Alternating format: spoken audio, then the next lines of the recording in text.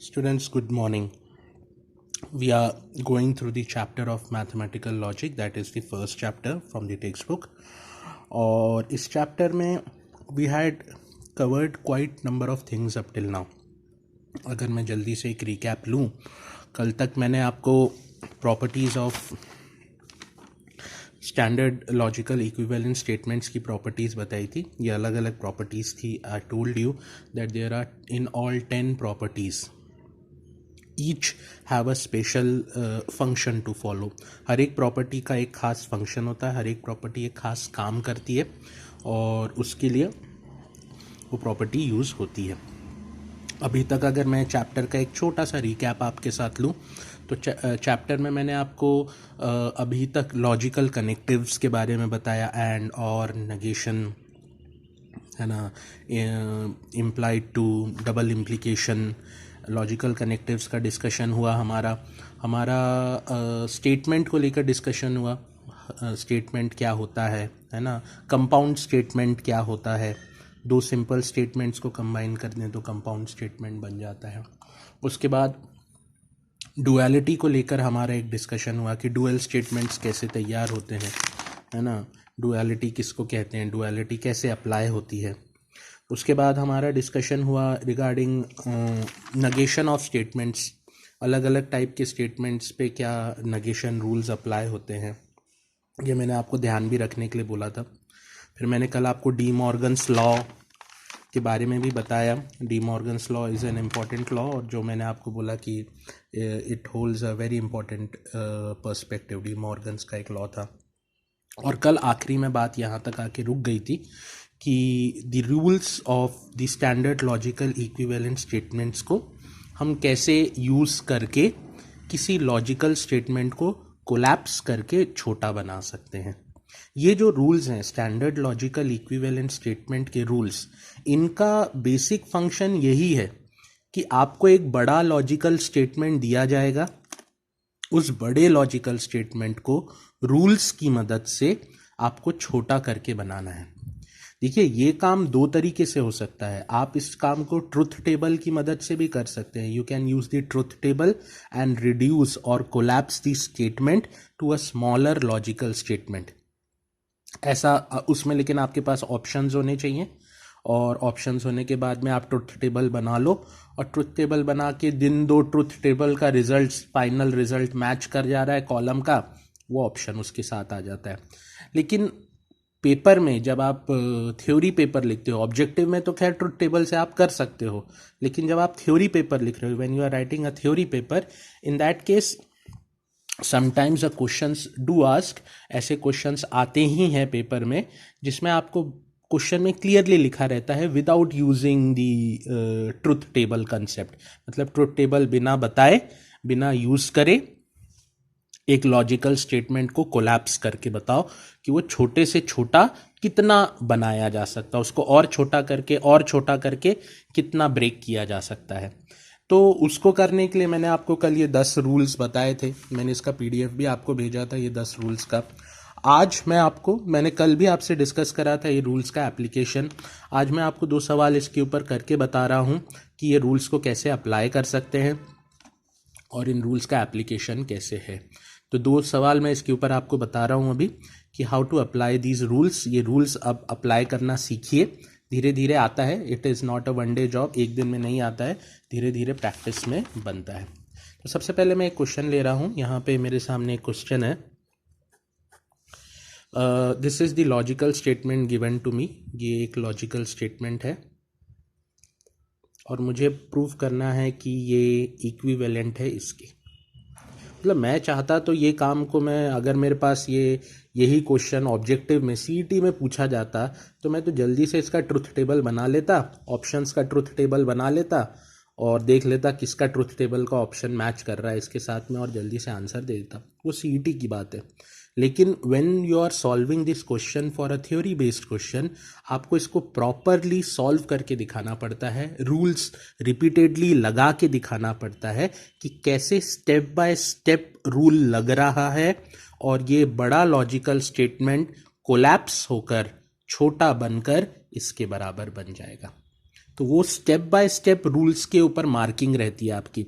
आपने एक रूल लगाया तो आपको टीचर एक आधा नंबर देता है, फिर रूल लगा, फिर उसको दिखा कि हाँ एक अच्छा रूल अप्लाइड है तो उसके ऊपर वो नंबर देता है।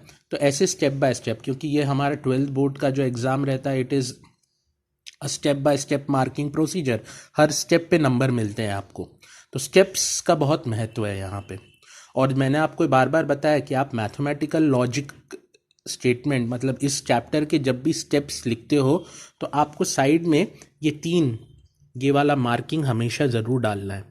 इसका मतलब रहता है इक्विवेलेंट टू। ये जो 3 मैंने पैरेलल लाइंस बनाई हैं, ये 3 पैरेलल लाइंस का मतलब रहता है इक्विवेलेंट टू। और हर स्टेप पे आपको लिखना है, हर स्टेप पे आपको लिखना है ये बात, ठीक है। तो अब मैं ये लॉजिकल स्टेटमेंट को कोलैप्स करके इसके बारे में इसको इस फॉर्म में करके बताता हूँ। सबसे पहले ये लॉजिकल स्टेटमेंट था जिसको कोलैप्स करना था। छोटे को तो कोलैप्स नहीं कर सकता, बड़े को ही कोलैप्स कर सकता हूँ, तो मैंने बड़ा वाला स्टेटमेंट उठा लिया कि इस पे रूल्स अप्लाई करूँगा। तो सबसे पहले मुझे ये वाले पार्ट ने इंटरेस्ट करा, ये जो यहाँ मुझे दिख रहा है, और इसको देखकर मुझे क्लियरली ये बात समझ में आई कि यहाँ पे डी मॉर्गन्स लॉ लग सकता है। P और Q है और बाहर नेगेशन का साइन है, तो ये डी मॉर्गन्स लॉ, अगर आपको कल का डी मॉर्गन्स लॉ याद आ रहा हो तो this was the D Morgan's law. ये डी मॉर्गन्स लॉ था कल का, और मैं इसमें डी मॉर्गन्स लॉ अगर अप्लाई करूँगा तो ये बन जाएगा negation P and negation Q, और नेगेशन P एंड Q। फिर अब मैंने यहाँ पे डिस्ट्रीब्यूटिव लॉ अप्लाई करा है। डी मॉर्गन्स का लॉ पहले अप्लाई कर लिया इस वाली क्वांटिटी पे, तो ये वाला जो फर्स्ट स्टेप था वो ये बनकर आ गया डी मॉर्गन्स लॉ अप्लाई करने के बाद में। ये स्टेप के बाद में फिर मैंने ये वाला स्टेप लिखा है जो कि डिस्ट्रीब्यूटिव लॉ। मुझे साइन चेंज होता दिख रहा है, यहाँ एंड है, यहाँ और है, फिर एंड है, और नेगेशन P कॉमन दिख रहा है दोनों ब्रैकेट्स में, तो मैंने डिस्ट्रीब्यूटिव लॉ अप्लाई कर लिया। जैसे ही डिस्ट्रीब्यूटिव लॉ अप्लाई करा, ये बन गया negation P and negation Q और Q। अब इसको लेकर भी एक लॉ रहता है जिसको हम कहते हैं कॉम्प्लीमेंट लॉ। दिख रहा है ये कॉम्प्लीमेंट लॉ, मैंने P के ऊपर लिखा है, यहाँ Q के ऊपर है। नेगेशन Q और Q, नेगेशन P और P, इसका आंसर क्या आता है? ट्रू। कॉम्प्लीमेंट लॉ के अनुसार, कॉम्प्लीमेंट लॉ के अकॉर्डिंग अगर आप इन दोनों का और स्टेटमेंट लेंगे तो इसका आंसर क्या आएगा? ट्रू। तो मैंने इसकी जगह, इस ब्रैकेट की जगह ट्रू ले लिया, तो मेरा स्टेप दिखने लगा नेगेशन P एंड T। और अब मेरे पास एक आइडेंटिटी लॉ था, अगर आपको कल के आइडेंटिटी लॉ याद रहा तो this was the identity law. वो कहता था कि किसी भी स्टेटमेंट का अगर आप ट्रू के साथ, किसी भी स्टेटमेंट का अगर आप ट्रू के साथ एंड करो तो आंसर वही स्टेटमेंट आ जाता है। दिख रहा है लास्ट वाला P एंड T, ये वाला। किसी भी स्टेटमेंट का ट्रू के साथ एंड करो तो आंसर वही स्टेटमेंट आ जाता है। तो उस कंसेप्ट को अगर मैंने यहाँ फॉलो किया तो मैंने स्टेटमेंट का ट्रू के साथ एंड करा तो आंसर वही स्टेटमेंट आ जाता है, मतलब नेगेशन P। और मुझे यही प्रूफ करना था कि ये पूरा लॉजिकल स्टेटमेंट नेगेशन P के इक्वल है, और मैंने ये बात प्रूफ कर दी कि this complete logical statement is equivalent to negation P, और इस लॉ को मैंने कहा identity law. Is that clear to all of you? ये आपको समझ में आया? ये क्वेश्चन एक इम्पॉर्टेंट क्वेश्चन है जो कि कई बार पेपर में, ऐसे क्वेश्चंस कई बार पेपर में 3-3 मार्क्स के आते हैं, जिसमें 2 या 3 लॉ लगाकर ही हमारा पूरा जो लॉजिकल स्टेटमेंट है वो कोलैप्स हो जाता है और शॉर्टर फॉर्म में कन्वर्ट हो जाता है। सिमिलरली एक और यहाँ लॉजिकल स्टेटमेंट, मैंने एक और क्वेश्चन यहाँ करके रखा है आपके सामने, और मुझे प्रूव करना है। क्वेश्चन क्लियरली दिया गया है, this is the logical statement, without using truth table prove given logical statement is a tautology. मतलब आपको प्रूव करना है कि ये पूरा का पूरा लॉजिकल स्टेटमेंट, ये पूरा का पूरा लॉजिकल स्टेटमेंट एक टॉटोलॉजी है। टॉटोलॉजी मतलब ये पूरा हमेशा ट्रू रिजल्ट ही देगा, टॉटोलॉजी का यही मतलब होता है, टॉटोलॉजी कॉन्ट्रडिक्शन और कंटिंजेंसी। टॉटोलॉजी का मतलब होता है पूरे के पूरे रिजल्ट ट्रू, कॉन्ट्रडिक्शन का मतलब रहता है पूरा का पूरा रिजल्ट फॉल्स, और कंटिंजेंसी का मतलब रहता है a combination of true and false, मतलब जो फाइनल कॉलम है, जो फाइनल रिजल्ट है, वहाँ ट्रू और फॉल्स दोनों दिखाई देता है। तो खैर यहाँ तो मुझे अभी क्वेश्चन में कहा है कि बिना ट्रुथ टेबल बनाए प्रूव करो कि ये पूरा का पूरा लॉजिकल स्टेटमेंट, ये पूरा का पूरा लॉजिकल स्टेटमेंट हमेशा टॉटोलॉजी, हमेशा ट्रू रिजल्ट ही देगा। तो सबसे पहले अगर मुझे इसको अप्लाई करना है तो सबसे पहले मुझे लॉजिकल रूल्स को, वो इक्विवेलेंट स्टेटमेंट्स को ध्यान में रखकर इसको यहाँ पे ब्रेक करना पड़ेगा। मेरा यहाँ ध्यान गया सबसे पहले, ये मुझे अलग अलग लॉजिकल कनेक्टिव दिख रहे थे, और दिख रहा था, एंड दिख रहा था। तो सबसे पहला मेरा दिमाग लगा कि यार यहाँ मैं डिस्ट्रीब्यूटिव लॉ तो लगा सकता था। तो मैंने यहाँ डिस्ट्रीब्यूटिव लॉ लगाया, नगेशन P एंड P और नगेशन P एंड Q। अब ये P एंड नगेशन P, ये वापस यहाँ पे एक लॉजिकल इक्विवेलेंट लॉजिकल स्टेटमेंट आता है जिसको कॉम्प्लीमेंट लॉ कहते हैं। वो कॉम्प्लीमेंट लॉ लगाया तो यहाँ इस ब्रैकेट का रिजल्ट आ गया फॉल्स, ये वाले पार्ट का रिजल्ट आ गया फॉल्स, और ये और है इस वाले रिजल्ट के साथ। फिर मैंने आइडेंटिटी रूल लगाया। आइडेंटिटी रूल में कहा जाता है कि अगर आप किसी भी स्टेटमेंट को फॉल्स के साथ और करो तो वो रिजल्ट स्टेटमेंट ही आंसर आता है। तो मैंने स्टेटमेंट ही कॉपी कर दिया, इम्प्लाइड टू Q। अब मुझे नगेशन P एंड Q था, अब मुझे इम्प्लीकेशन, कल मैंने आपको इम्प्लीकेशन कंडीशनल लॉ भी एक बताया था उसमें कि इम्प्लाइड टू को कैसे लिखते हैं, तो उसको मैंने यहाँ पे ऐसा लिखा, यहाँ पे नगेशन अप्लाई करा, नगेशन ऑफ नगेशन P हो गया, ये एंड का साइन फ्लिप होके और हो गया, ये Q नगेशन Q बन गया और Q। अब यहाँ पे एसोसिएटिव लॉ लग गया, ये तीनों एक ही और के साथ आ गए, इन दोनों को कॉम्प्लीमेंट लॉ लगाया तो इसका आंसर ट्रू आ गया, और P और T का जो आंसर आता है वो आता है true. Hence it proves that कि this given logical statement will always give you a tautological result, which is clear from the answer which we have. Please see to it that are you getting the point. मैंने देखिए हर जगह यहाँ पे logical जो equivalent statement के symbols लिखे हैं, ये आपको भी लिखने हैं, है ना, ये बात का ध्यान रखिएगा। ये यहाँ पे जो मैंने कॉलम में लिखे हैं, मैंने इस पर्टिकुलर क्वेश्चन में यहाँ लॉज लिखे नहीं, है ना, लेकिन आप जब भी क्वेश्चन करेंगे पेपर में आपको वहाँ पे लॉ मेंशन करना है। मैंने इस लॉ से इसको ब्रेक करा, इस लॉ से इसको ब्रेक करा, मतलब जो भी आपका लॉ है वो यहाँ साइड में मेंशन जरूर करिए, यहाँ पे हर बार हर स्टेप पे जहाँ आप लॉ अप्लाई कर रहे हैं। मैंने इस क्वेश्चन में तो फिर भी लिखा था कि मैं यहाँ ये लगा रहा हूँ, यहाँ आइडेंटिटी लॉ लगा रहा हूँ, लेकिन अब मेरे को यहाँ पे लिखने की आदत नहीं है इसलिए मैंने नहीं लिखा। लेकिन आप लोग जब लिखेंगे it is very important that you mention the law, है ना, उसका एक अच्छा इंप्रेशन पड़ता है कॉपी चेक करने वाले के ऊपर। ठीक है, ओके। सो नाउ मेरे हिसाब से आपको किसी भी लॉजिकल स्टेटमेंट को कोलैप्स करते आना चाहिए। धीरे धीरे प्रैक्टिस से बनता है, this is not a one day job कि मैंने आज दे दिया आज सारे बन जाएंगे आपसे। धीरे धीरे आप जब वो लॉस को बार बार देखकर अप्लाई करना स्टार्ट करते हो तो आपको वो बात समझ में आने लगती है।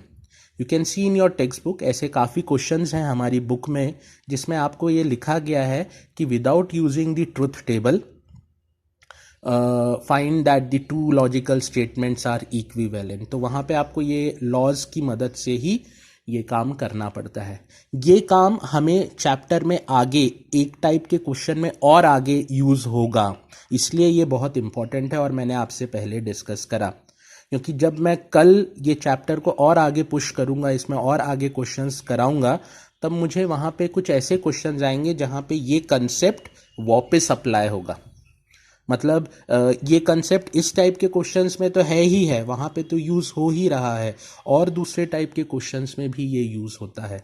जब मैं चैप्टर में कल की तरफ आगे बढ़ूँगा, कल मैं आपसे सर्किट्स, लॉजिकल मैपिंग के सर्किट्स के बारे में बात करूँगा, तो उसमें एक वैरायटी ऑफ क्वेश्चंस बनता है जो कि इस कंसेप्ट पे बेस्ड रहता है। अगर आपको ये कंसेप्ट क्लियर है तो आप वो क्वेश्चंस बहुत आसानी से कर सकते हो।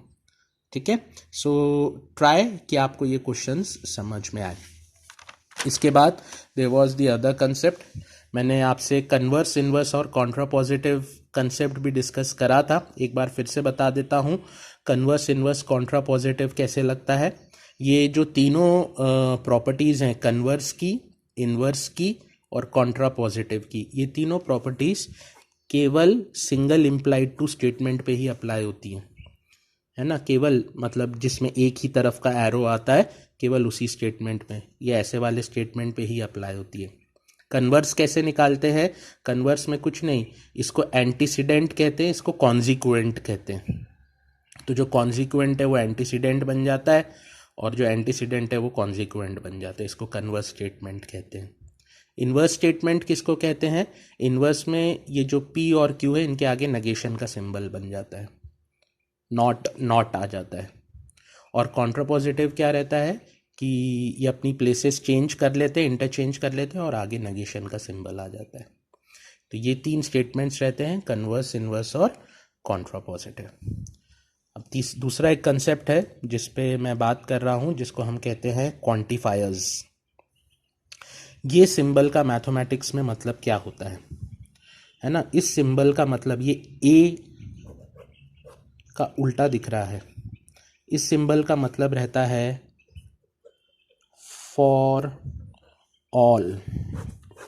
ये जहां पे भी दिख रहा है वहां पे आप इसको रीड कैसे करते हो, ये वाले सिंबल को फॉर ऑल करके।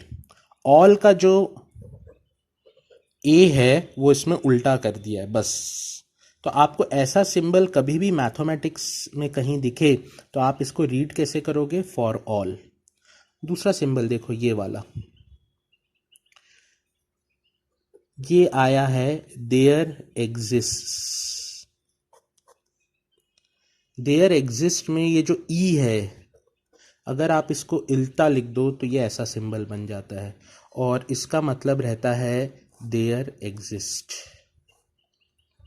तो ध्यान रखिए, इनको कहते हैं क्वांटिफायर्स।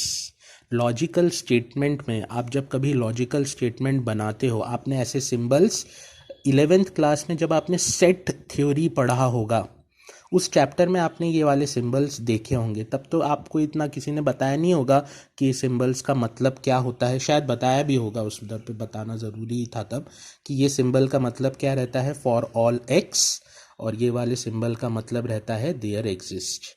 तो आपको जब भी ये सिंबल्स दिखाई दे, यू कैन यूज देम। इनको आप कैसे रीड करोगे, for all x and there exist. ठीक है, तो आज मैंने आपसे लॉजिकल इक्विवेलेंट स्टेटमेंट्स के रूल्स डिस्कस करे, उस पर बेस्ड क्वेश्चंस डिस्कस करे, एंड अभी तक जो मैंने चैप्टर पढ़ा है उस पर मैंने आज एक आपको गूगल टेस्ट भी दिया है।